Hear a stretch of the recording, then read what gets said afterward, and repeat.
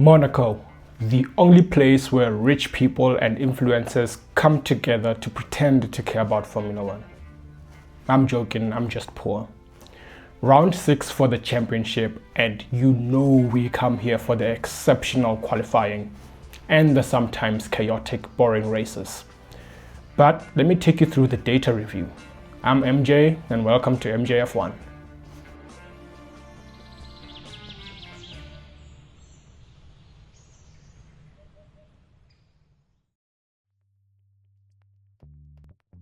Welcome to a normal Grand Prix weekend, finally. The back-to-back sprint weekends were starting to get overwhelming for me. Ferrari and Max dialed into the weekend for the first 2 sessions as they secured the top spots.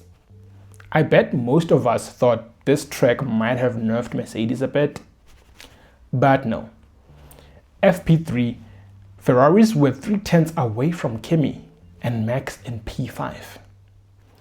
Potential laps from practice suggest that the Ferraris should be up there closer to Kimi, with Leclerc doing slightly better than Hamilton. The Audi drivers also looked to be within the top 10, with Bortoleto leading his senior teammate. But let's see how all of this translated into qualifying.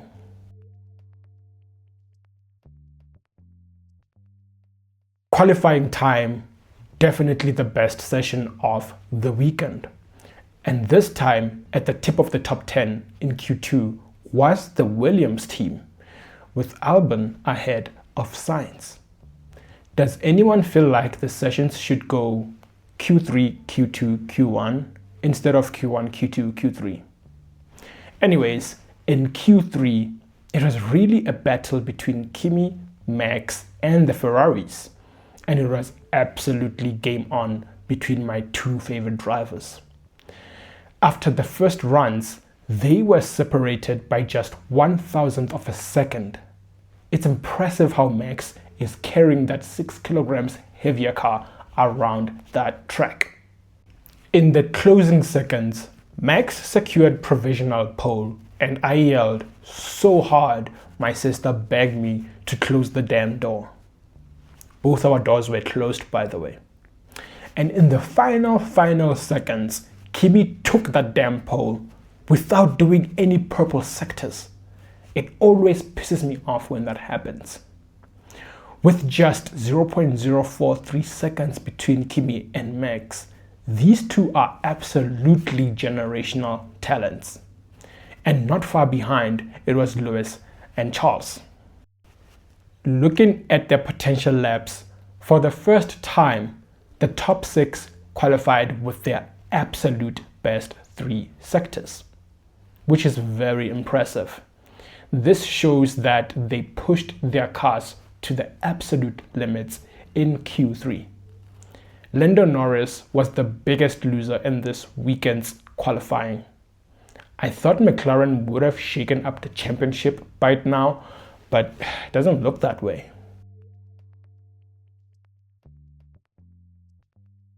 George and the McLaren pair seem to be struggling with their Mercedes-powered cars, placed 6th, 7th, and 8th. But expectations for an interesting start were so high with our top 3.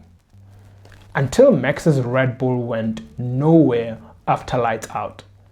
He did say he was feeling some issues in the car during the formation lap, and just like that, it was a DNF for Max, or a DNS.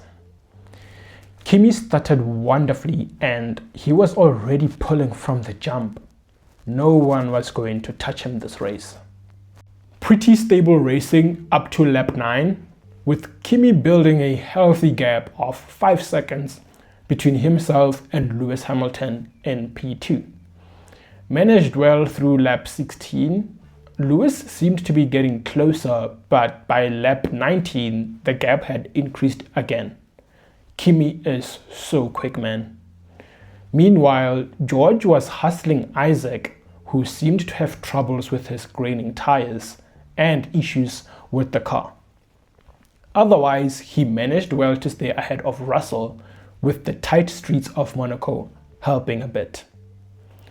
George was actually matching Kimi's pace, but what's the point when Kimi's in the lead by 15 seconds away from Leclerc after Lewis had pitted for hard tyres?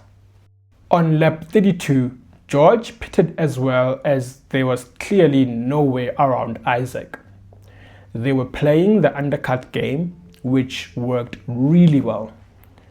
But that was undone as George got his share of penalties for speeding in the pit lane, together with Lewis and a couple of others during this race. McLaren was also having a terrible day, as their best targeted position was fourth for Oscar, as they tried to use Lando to keep Russell behind. Russell ended up executing a tunnel overtake on Lando, who clearly had an issue with his car as he was losing speed dramatically and ended up retiring from the race. And on lap 50, Piastri finally pitted, letting Russell and Isaac through. Meanwhile, Kimi was pushing 20 seconds in the lead. He is in a league of his own. Reminded me of MV1 2023. 10 laps later, Lance Stroll binned his car and a bunch of drivers got their chance to pit and change their tires. Lewis also got to serve a very cheap penalty this way. But guess what? Ferrari decided to double stack their drivers. Why? Also, George Russell didn't serve his penalty even though he pitted. Why?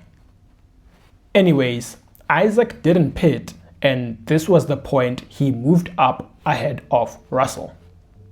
And for the safety car restart in lap 65, my eyes were glued to Kimi and Lewis to see how they would negotiate the rest of the race.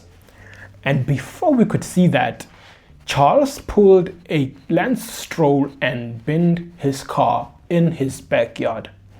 Absolute depression for this guy indeed. The race session also got stopped for an issue with the tar on track. And because of this, we got another race start at lap 70. Kimi's hard work was basically for nothing because he had to do this all over again. And he managed well. George and Gasly, who hadn't served their penalties, jumped Isaac, and in a bizarre scene, George was literally crawling behind Kimi and Lewis. What is going on with bro? He then served a drive-through penalty because he had to. If only they had served his penalties during the safety car. What a mess by Mercedes for George. And on the penultimate lap, Kimi had already built a 5-second lead from Lewis. Again, absolutely a bravo weekend for Kimi Antonelli. The Monaco Grand Prix kind of delivered this year, right? Both qualifying and race. Honestly, didn't expect the race to be somewhat enjoyable in the later stages. Would overall rate this weekend a 7.5 out of 10, and absolutely an 11 out of 10 performance for the young Mercedes driver. Thank you for watching. Consider subscribing if you enjoy my videos, and I will catch you in the next one.